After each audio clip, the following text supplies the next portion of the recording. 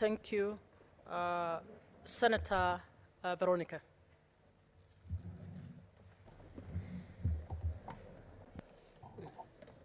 Madam Speaker,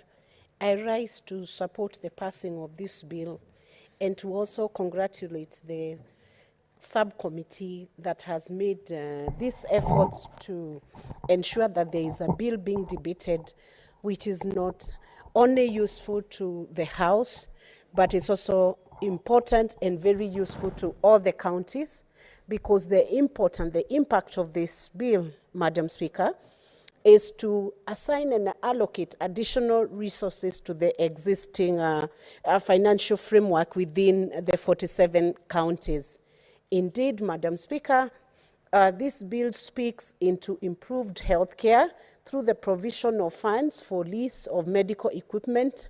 and this will definitely be required and be very useful for all the counties across the whole country. Madam Speaker, let me state at this very early opportunity that the lease of this medical equipment, Madam Speaker, has been subject to certain conditions such that it's been perceived as though even if the allocation and the assignment of this fund has been put in paper, the counties tend to feel that the deduction is done at source, so they lose the control of what kind of equipment they need to have at the counties. Madam Speaker, I believe this framework was set by the previous government, and there is room to improve the framework within which this medical equipment should now be leased to counties. The Kenya Kwanza Coalition campaigned on the platform of improved healthcare for all Kenyans.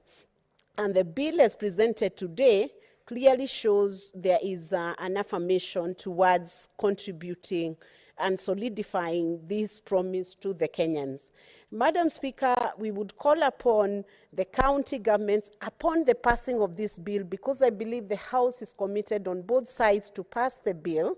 that discussions be had between the county and the national government on the best way to have the least equipment. And this bill, Madam Speaker, gives the framework and introduces a legal platform within which these negotiations can be done and discussed, so that counties are allowed to participate in the decisions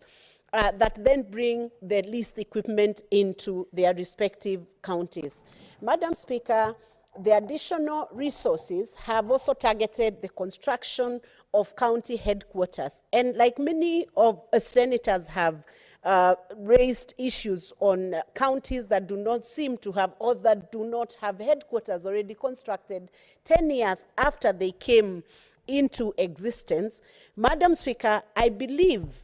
counties now have a challenge as they look at this new bill, the bill on county government's additional allocations number 2 bill 2022,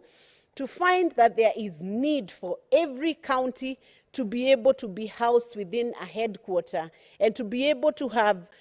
sufficient facility for their governors, for their speakers, so that, Madam Speaker, we can check on the expenditure that is being used in every county, and that there is an expenditure, the expenditure pattern of the counties is responsible and also has a lot of transparency and also makes commercial sense, Madam Speaker. It makes sense for every county to be headquartered within its own premises, to avoid rental expenditures that may be extravagant or that may not make economic sense. Madam Speaker, I have noted that a county like Isiolo, Lamu, Nyandarua, Tana River County, Tharaka Nithi County are some of those counties that are targeted to have an allocation of resource towards the construction of their headquarters. We will encourage all the governors, Madam Speaker, even as this bill is being debated to be passed, that every county, it's a bare minimum, it's basic, that they should have headquarters 10 years, over 10 years, I believe it's the 11th going to 12th, over 10 years. Now the counties should have that as a bare minimum. In fact, Madam Speaker, as the national government rolls out the housing project into the counties, it will be good procedure that any county that is getting the advantage of that housing should as well show good faith by making sure that themselves are housed within a headquarter which has been constructed through the public resource, Madam Speaker. The additional resources, Madam Speaker, have also gone towards mitigating the effects of climate change. There is allocation of resources towards positive climate action, Madam Speaker. Once again, it propels good thinking towards how counties and how the people of Kenya can contribute towards climate action that then restores the degradation that has caused us to be where we are in terms of the climate change as a global village. Madam Speaker, the resources assigned, Madam Speaker, then give an opportunity to counties to participate and fully engage in taking climate action and teaching the people and learning together with the citizens within the counties on how best they can mitigate climate change within the respective counties and customize to every county. Madam Speaker, one of the frameworks within this bill that then brings a breath of fresh air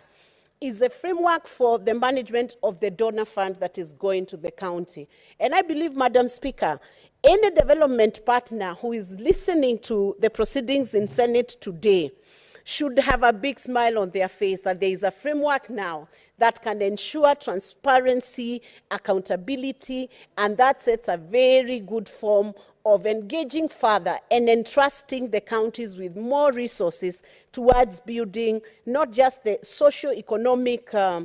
place of the people of Kenya, but also alleviating the poverty that has been widespread in many counties, Madam Speaker. So I rise to support the passing of this bill and to say to the committee that has presented this bill through the majority leader that they have set a good pace in the House, and this House can now have more bills that can be debated by the 13th Senate. Thank you, Madam Speaker. I support the passing of this bill. Thank you.